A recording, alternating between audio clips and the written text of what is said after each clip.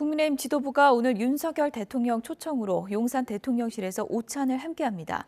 나경원 전 의원의 당권 도전 문제로 한때 내용을 겪은 만큼 윤 대통령이 당 상황 수습에 대해서 언급을 할지 주목되고 있습니다. 국회 취재기자 연결합니다. 조성우 기자. 네, 국회입니다. 네, 여당 지도부 대통령과의 식사가 얼마 만이죠? 네, 정진석 비상대책위원회 출범 후 상견례 자리였던 지난해 11월 한남동 관저 만찬 이후 2달 만입니다. 오늘 용산 대통령실 오찬에는 정진석 비대위원장과 주호영 원내대표, 성일종 정책위 의장 등 국민의힘 지도부가 참석합니다. 윤석열 대통령은 아랍에미리트와 스위스 순방 성과를 공유하고 노동과 교육, 연금 개혁 등 국정과제 이행을 위한 여당의 역할을 요청할 걸로 보입니다. 특히 어제 나경원 전 의원의 당대표 선거 불출마와 관련한 이야기가 오갈지도 관심을 모으고 있습니다. 전당대회를 앞두고 당내 주자들 사이 경쟁 과열 양상과 관련해서 당부가 있을지도 주목됩니다.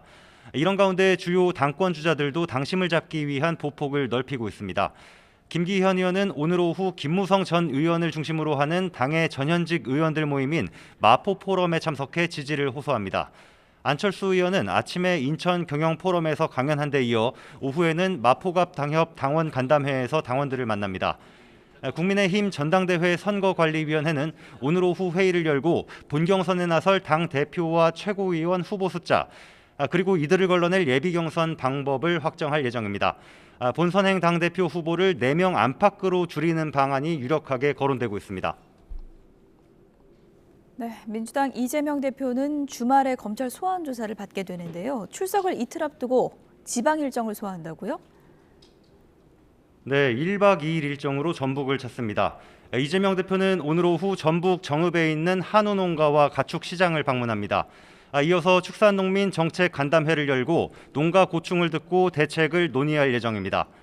전주로 이동해서는 찾아가는 국민보고회 전북편을 진행하면서 지지층 앞에서 윤석열 정부에 대한 비판 발언을 쏟아내며 민심 다지기에 나설 걸로 보입니다.